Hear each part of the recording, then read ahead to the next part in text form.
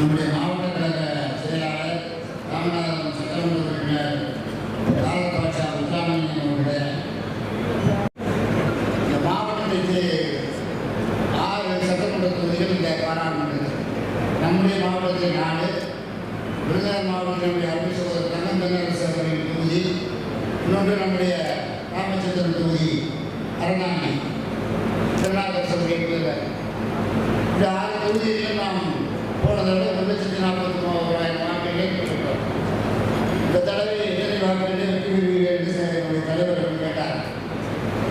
நவாஸ் கலைஞர் சொன்னதை போல போன தடவை சட்டமன்ற தேர்தல் தேவை இந்த தடவை 3 லட்சம் ஓட்டுகளுக்கு வித்தியாசத்தையே நாங்கள் வெற்றி பெறுவோம்.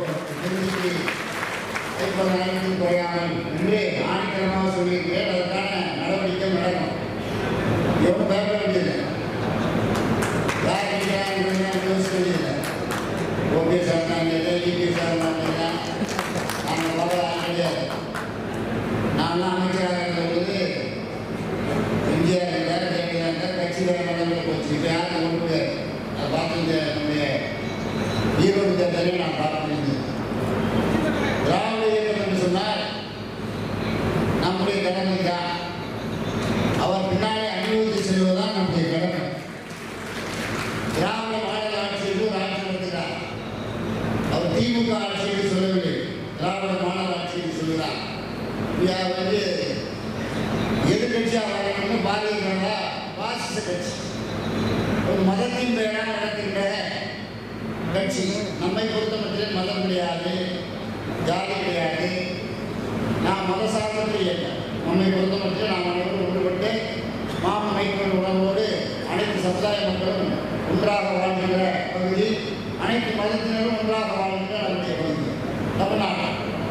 அப்படிப்பட்ட 88% திராவிட இன மக்கள் நம்முடைய தமிழ்நாட்டிலே இருக்கிறார். 100% மக்கள் என்று சொன்னால் அது 88% எல்லா சமுதாயத்தில் பிற்படுத்தப்பட்டோர், பிற்படுத்தப்பட்டோர், சிறுமரபினர், பட்டியலின மக்கள், ஆதி திராவிடர், பழங்குடியினர், அருந்ததியினர் மற்றும் இஸ்லாமியர்கள், கிறிஸ்தவர்கள், பல்வேறு சமுதாய மக்கள், இப்படி எல்லா இன மக்களும் சேர்த்து 88%. இங்கே திராவிட ஆட்சியாக நடக்கும். அண்ணா சொன்னார், ஒட்டுகின்ற படையில் ராபின்சன் பூங்காவில் அண்ணா இந்த இயக்கத்தை தொடங்குகிற போது சொன்ன வரை ஒரு வார்த்தை என்றால் மாநில சுயாட்சி, மத்தியிலே கூட்டாட்சி. மாநிலத்தில் சுயாட்சி நம்ம நடந்த கணேசன் அவர்கள் வந்திருக்கிறார். தீர்மான செயலாளர் அவருக்கு தம்பியுடன் இருக்கிறார் ஜெயபெருமான். யார் இருந்தாலும் அவங்க சொல்கிறார் சொல்கிறாங்க. அப்படி எதுவும் வீடியோ பார்த்து யாருனாலும் கவலையில்லை.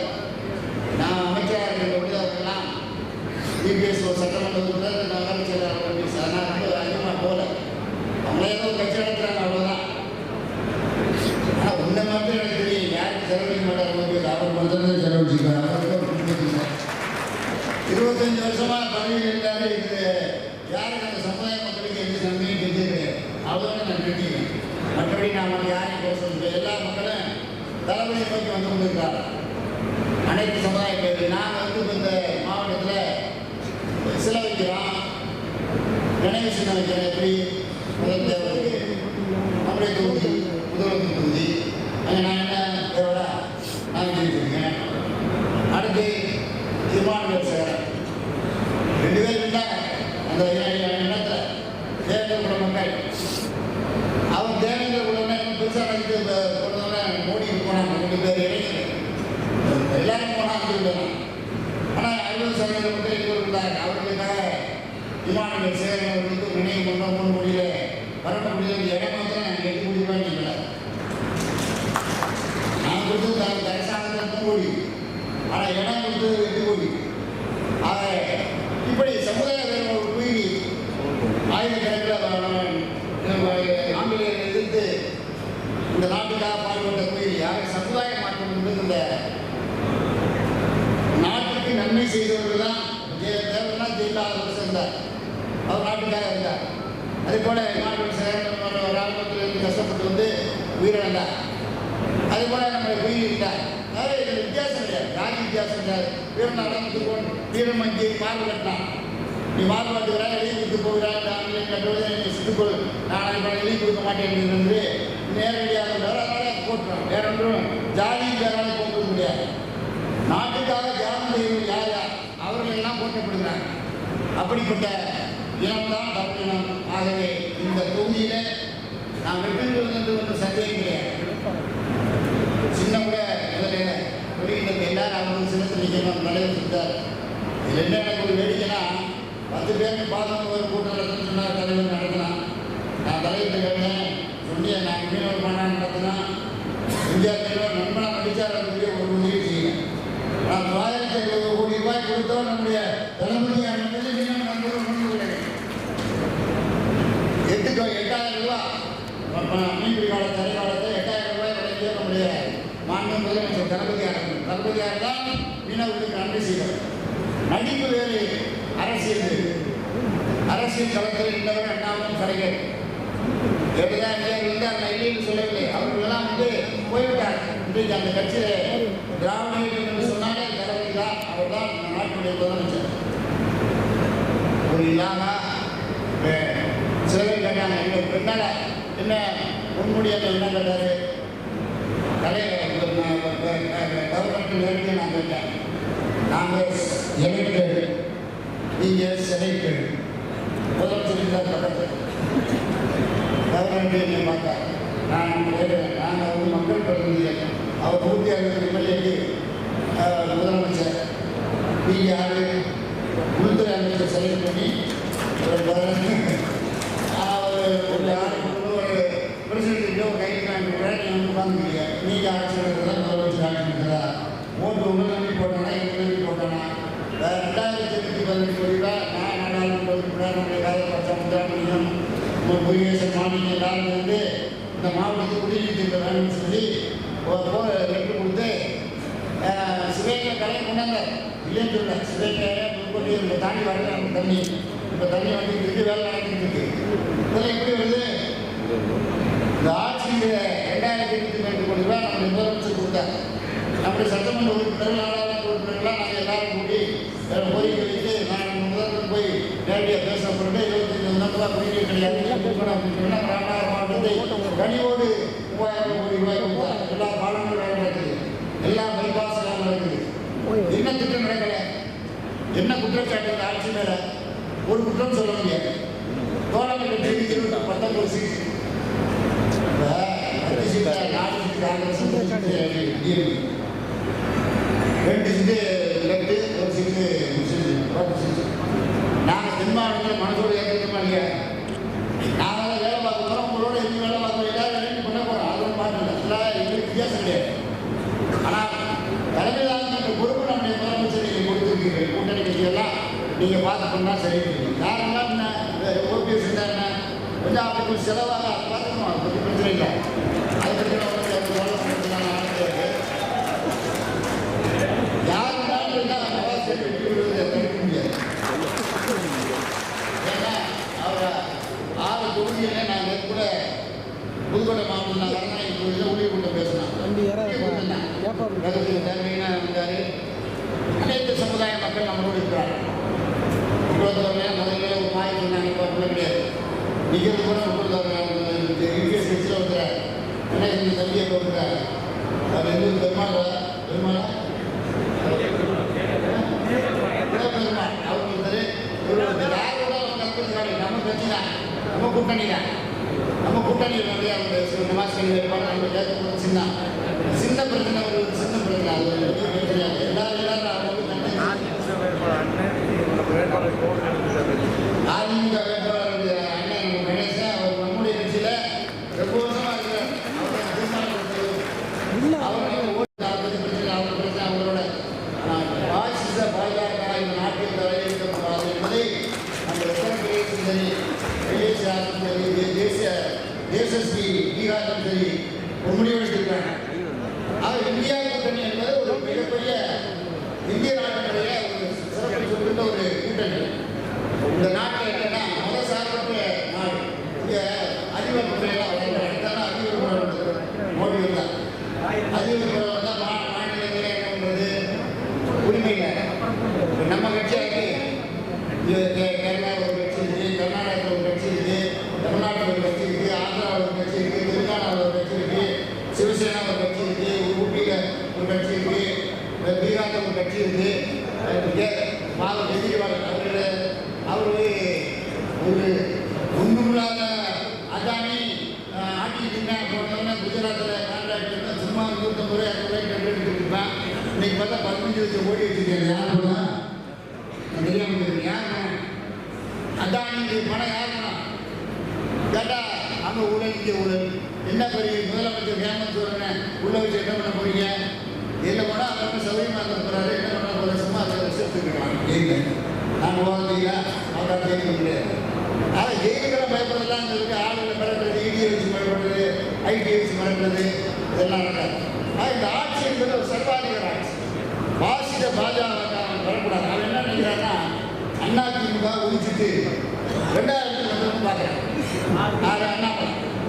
அண்ணாமலையே இபிஎஸ் சொந்தக்காரங்க ரெண்டு ஒரே சொந்தக்காரங்க. நீங்கள் உள்ள போட்டு யார் இன்னைக்கு வந்தா தானேப்பா வா நீங்கள் வா. நாங்கள் இருக்கிற வரைக்கும் உயிரோடு இருக்கிற வரைக்கும் நீங்கள் வந்து ஆட்சி வந்து பார்த்துக்கலாம். இபிஎஸ் முதலமைச்சர் தலைமை தான். இந்த குடும்பம் தான் கஷ்டப்பட்ட குடும்பம், தலைவர் குடும்பம், கிராம கஷ்டப்பட்டது. நான் ஒரே ஒரு கருத்து மாதிரி உங்களுக்கு சொல்கிறேன். ஈரோடு எலெக்ஷன் பண்ணிக்கிறேன். காங்கிரஸ் கட்சி அவர் 10 சீட் வாங்கிட்டு ஜாலியாக உட்காந்துருந்தாங்க. அது வாங்கி டிக்கெட் ரத்தத்தில் கட்சி பெரிய நான் வேணாம் சொல்கிறேன். ஆனால் உங்களுக்கு நாங்கள் சேர்ந்த பாடுபடும். இப்போ நம்ம நிற்கிறது 4 காங்கிரஸ் தவிர 3 திமுக, 2 கம்யூனிஸ்ட், 1 முஸ்லீம். அவர்தான் மெஜாரிட்டி. கன்னியாகுமரி, திருநெல்வேலி, சிவகங்கை அப்புறம் திருநெல்வேலி 4 தொகுதி அவங்க. நாங்கள் 3. பரவாயில்ல. தலைவர் சொல்லிட்டாரு. என்ன சொன்னாலும் தலைவர் சொல்றது கேட்க முடியாது. அப்புறம் இந்த கட்சியில் வந்து நீங்கள் ஒரு மாதம் நினைச்சுக்கணும். ஒரு கொள்கையின் அடிப்படையில் நம்ம இருக்கோம். தலைவர் ஏன் எழுதுகிறாரு? அவர் முதலமைச்சர் எப்படி இருந்து போகலாம். ஆனால் கொள்கை ரீதியாக கலைஞர் வந்து ஆட்சி மாற்றத்தை பற்றி கவலைப்பட மாட்டாங்க, ஆட்சியை பற்றி கவலைப்பட மாட்டாங்க. அதே தான் நம்முடைய தளபதி கொள்கை பிடிப்பு என்பது அவருக்கு உண்டு. அதனால அவர் இருக்கிறார். இந்தியா கூட்டணி வர வேண்டும் என்று சொன்னதே முதல்ல நம்முடைய தமிழக முதலமைச்சர் தான். ஏன்னா மாநிலங்களுடைய உரிமைகள் பாதுகாக்கப்படுறாங்க. தமிழ்நாட்டுடைய உரிமைகள் கொஞ்சம் கொஞ்சமாக யூனிவர்சிட்டி இருக்கு அடைவிட்டாங்க. யூனிவர்சிட்டி கவர்மெண்ட் எடுத்து போனாங்கன்னா 6 யூனிவர்சிட்டி இந்தியாவில் அந்த மாதிரி தைரியமாக ஒரு முடிவெடுக்கக்கூடிய திராவிட முன்னேற்ற கழகத்தில் தான் உண்டு. மாநில உரிமைகளை காக்கின்ற கட்சி திராவிட முன்னேற்ற கழகம். அதோட தோழமை கட்சியெல்லாம் நீங்கள் இருக்கீங்க. தோழமை கட்சிக்கு என்னென்னமோ வீசி பார்த்தாங்களே, அப்படி இப்படி உங்களுக்கு சீட்டு தானே கொடுத்தாங்க. கடைசியில் அந்த ஆளுதான் நீங்கள் நாங்கள் சீட்டுக்கல. அதாவது ஜனல் முதல் கூட வச்சுக்கிட்டா நாங்கள் யார் போனால் ஒருத்தரும் போகல. தோழமை கட்சி நடந்தவங்க தான் தெரியும். நம்ம மரியாதையோடு நடத்துவார். திராவிட முன்னேற்ற கழக தலைவர்கள் இருந்தாங்க. அவங்க மரியாதையாக சீட்டு வாங்கிட்டு இப்போ எல்லாரும் நீக்க போகிறாங்க. எல்லாரும் அவங்க சின்னத்தில் நிற்கிறாங்க. விடுதலை சிறுத்தை பாண்டியன் நிற்கிறாங்க. அவர் ஒருத்தர் வந்து பம்பரம் நிற்க போகிறாரு. இங்கே நம்முடைய நவாஸ் நிற்கிறாரு. அதனால் அவர் தேசிய கட்சி அவர் என்ன பண்ணுவார்? நாங்களும் சொன்னோம் தேசியன்னா நல்லா உள்ள போட்டுருக்குது. அது உண்மை. ஆனால் வந்து இப்போ என்னென்னா அவங்களே எல்லா கட்சி நிற்கும் போது அவர் கட்சி நிற்கிறது தப்பு கிடையாது. யூனியன் முஸ்லீம் லீக் வந்து ஒரு இந்திய கட்சி. ஒரு ஜனநாயகத்தில் வந்து ஒரு இந்தியா நாட்டுடைய கட்சி வந்து ஒரு தனிப்பட்ட சின்னத்தில் நிற்க முடியாது. ஆகவே அவருடைய சின்னத்தில் நிற்கிறார். ஆக நாம் எல்லாரும் சேர்ந்து அவரை சட்டம் அவர் சொன்னார். ஒரு எம்பின்னா என்னங்க செய்வீங்க? எனக்கு தெரியும். 14 எலெக்ஷன் இருக்கு. 14 எலெக்ஷன் போட்டி கொடுத்துருக்கேன்னா 10 எலெக்ஷன் ஜெயிச்சிருக்கேன், 4 எலெக்ஷன் தோற்றுருக்கேன். எனக்கு சிறப்பு நடந்த பெரிய எலெக்ஷனு. அதுவே நான் பற்றி கவலைப்படுறேன். அது எலெக்ஷன் தான் வெற்றி தோல்வி அதுவாக இருக்கான். அது வேறு. ஒரு எம்பி என்ன செய்ய முடியும்னு எனக்கு தான் தெரியும். ஒரு எம்எல்ஏ என்ன செய்ய முடியும், ஒரு அமைச்சர் என்ன செய்ய முடியும். நாங்கள் என்ன உங்களுக்கு ரோடு போடலையா, பைபாஸ் போடலையா, தண்ணி கொடுக்கலையா, இப்போ எல்லா கால்வாய் சீரமைக்கிறதுக்கு 35 கோடி ரூபாய் இந்த ஸ்கீம் போட்டு எல்லா கால்வாய் சீரமைக்கிறாங்க. தண்ணி பண்ணுறாங்க. பாலம் கட்டலையா, புதுசாக என்ன கட்டளை என்ன செய்வீங்க? இப்போ நகராட்சி பேரூராட்சியில் ஏதாவது வந்து முறையிட்டு தான் நீ இந்திய நாடு ஒரு ஏழை நாடு. அது சிம்பிளாக சீதாராமன் தெரியாது, மோடி முடியாது. ஒரு நாங்கள் போய் வெள்ள நிவாரணம் பண்ணி தூத்துக்குடியில் பார்ப்போம், மெட்ராஸில் பார்ப்போம். இவங்க 2 வேடிக்கை பார்த்து ரைட்டு இந்தியா திருக்குறளை படித்தாப்புல 2 திருக்குறளை வந்து சொல்லுவார். ஆனால் காசு கொடுக்க மாட்டார். ₹1 வாங்கி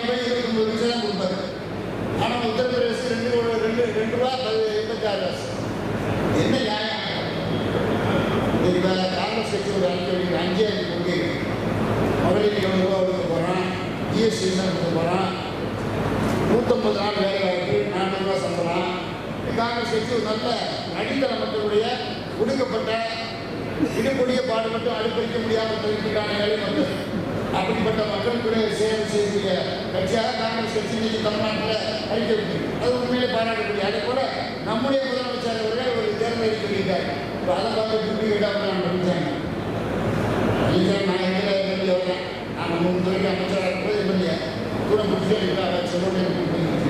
செப்போட்டை வேலை பண்ணுங்க. அப்படி யாராக இருந்தாலும் நீதி தலைவராகி அவங்களுடைய அவங்க வேலை போட்டாங்க. அது கட்சி இருக்கக்கூடாது. இனிமேல் இருக்கும்போது திராவிட இயக்கத்தில் திமுக தான் இருக்கும். அதுதான் திராவிட இயக்கம்.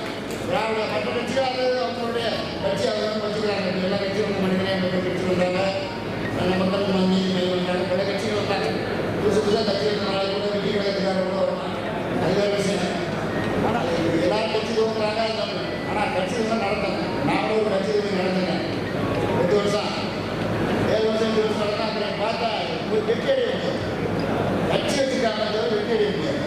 ஆகவே தான் ஒரு இயக்கம் என்பது மக்களுக்கு நன்மை செய்கின்ற ஒரு இயக்கமாக இருக்க வேண்டும் என்பதில் திராவிட இயக்கத்தினுடைய தலைவர் தளபதி அவர்கள் தலைமையில் இன்னைக்கு அனைவரும் ஒன்று சேர்ந்து இன்னைக்கு ஈடுபாடு கொண்டிருக்கின்ற டிஎன்சி டிஎன்டி ஒரு பிரச்சனை நம்முடைய பகுதியில் ஒரு முக்கியமான பிரச்சனை.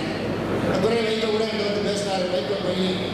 அப்புறம் அமைச்சர் நம்முடைய முதலமைச்சர் போய் சொன்னான், ஒரே சர்டிஃபிகேட்டாக கொடுத்துருங்க அப்படின்னு. உடனடியாக 16ஆம் தேதியே நடந்து அவரை கேட்டு கொண்டு அனுப்பிச்சு நீங்கள் கேட்டு கொண்டு அனுப்பிச்சிருந்தாங்க. உடனடியாக இப்படி நல்ல ஆட்சி, எந்த கோரிக்கை சொன்னாலும் உடனடியாக நிறைவேற்றுகிற ஆட்சி திராவிட முன்னேற்ற கழகத்துக்கு தளபதியுடைய ஆட்சி. கலைஞர் எடி பார்க்குறாங்கன்னா 16 அடி பயிர்வார். நம்முடைய தொகுதி பொறுப்பாளர்கள்லாம் போட்டுருக்காங்க, வந்திருக்காங்க. குழந்தை வச்சுருக்கேன், முத்துராமலிங்க, கணேசன், எல்லாம் பொறுப்பாங்க, எல்லாம் இருக்காங்க. ஆனால் இந்த திராவிட முன்னேற்ற கழகத்துக்கு நீங்கள் எப்படி வாக்களிக்கிறோ அது போல நவாஸ் கரீம் நம்முடைய திராவிட முன்னேற்ற கழகத்தோடு இருக்காங்க. அவர் எம்பிங்கிற முறையில் எந்த வித குற்றச்சாட்டும் இல்லாத நான் பார்த்துருக்கேன். ஒரு அரசியல் வாழ்வில் இப்போ நான் 52 வருஷம் நாங்கள் வந்து வெற்றி தோல்வி. ஆனால் குற்றச்சாட்டு இல்லாமல் இருக்கிறது வந்து ரொம்ப கஷ்டம் அரசியல். ஒரு தவணை அவங்க என்னத்தை செஞ்சீங்க அப்படிம்பாங்க. தெரிஞ்சதான் இருக்கும். நாங்கள் என்ன தான் செஞ்சோம்னு சொல்கிறதுக்கு நானும் என்னதான் செஞ்சோம்னு சொல்கிறதுக்கு நிறையா இருக்கும். இந்த 3 வருஷத்தை நாங்கள் இன்னும் 2 வருஷம் இருக்குது. அதுக்குள்ளே எல்லா வாசன வசதிகள் அனைத்து தொகுதியில் இருக்கக்கூடிய நன்மைகள் கூட செஞ்சுருவோம். அப்புறம் கொஞ்சம் ஓட்டு கேட்க வர்றாங்க, அது யாராக வர்றாங்களோ அப்புறம் தலைவர் சொல்லுவார், அது முடியும்.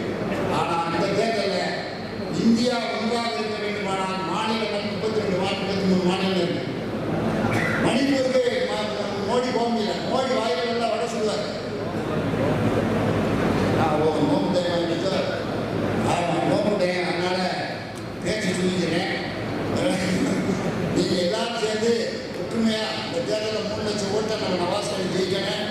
மதசார்பற்ற இயக்கம் இல்லைன்னா அனைவரும் வெற்றி செய்ய வேண்டும் என்பதை அன்போடு கேட்டு வெளிப்படுகிறேன். நன்றி, வணக்கம்.